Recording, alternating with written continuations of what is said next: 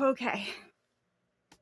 I am going to try to do this without crying because there's enough videos out there of women crying, and there's definitely enough videos out there of me crying, but that's part of the reason why I never really covered the whole Peanut the squirrel and Fred the raccoon thing, because I'm a crybaby.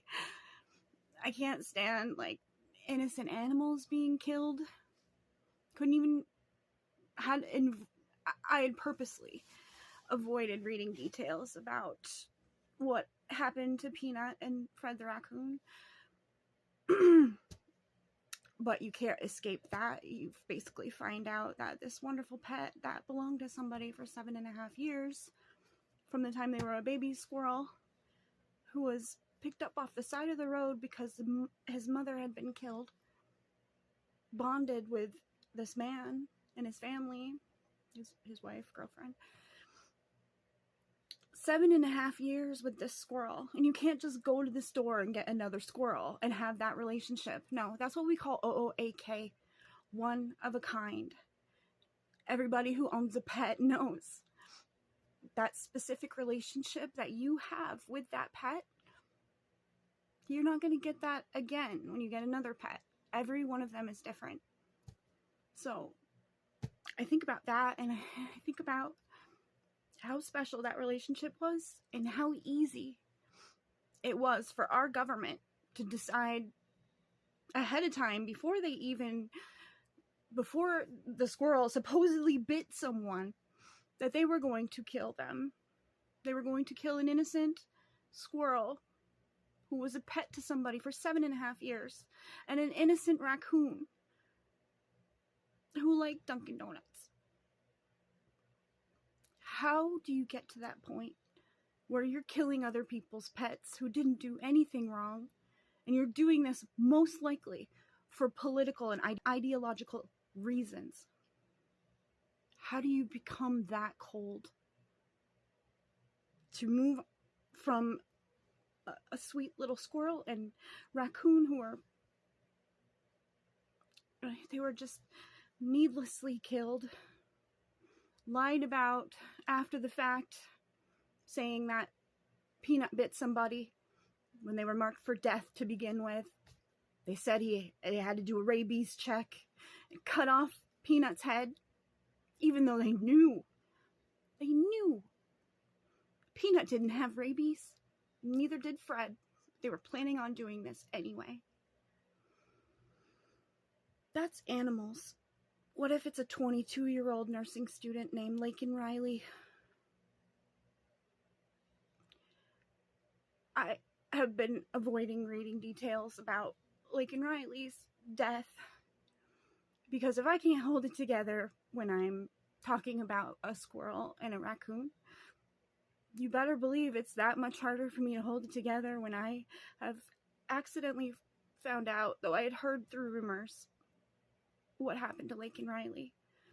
And I'm sure you've read plenty about what happened, but if you haven't, she went for a jog in December of 2023 off the campus of where she was going to school, nursing school,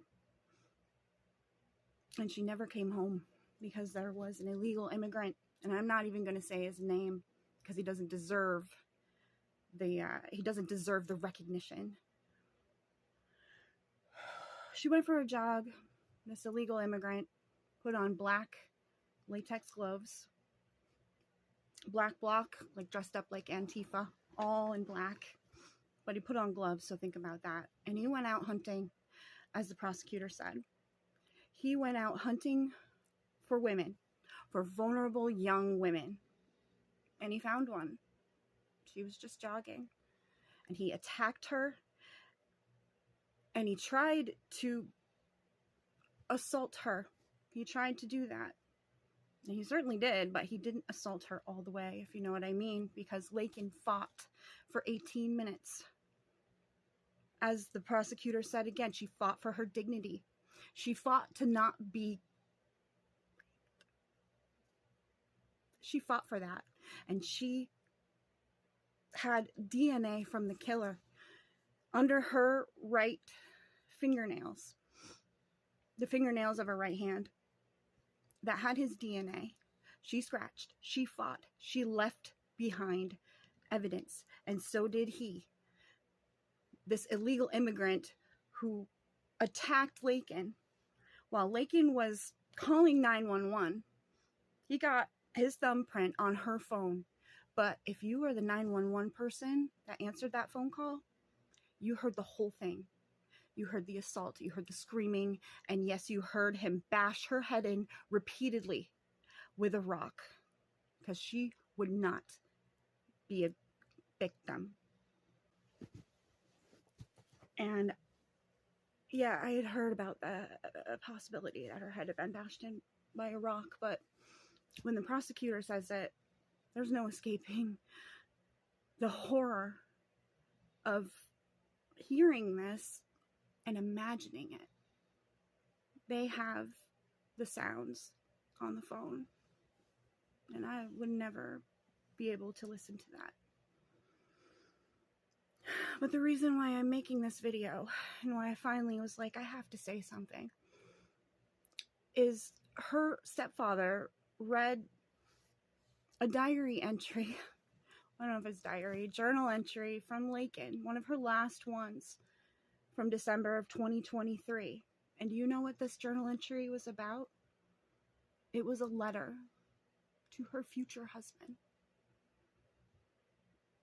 And her stepfather read it, but because I could not stop crying. I could not stop crying when I heard it. And if you can make it through hearing this, and you don't have tears in your eyes, I guess I can't relate to you. Because this just broke my heart.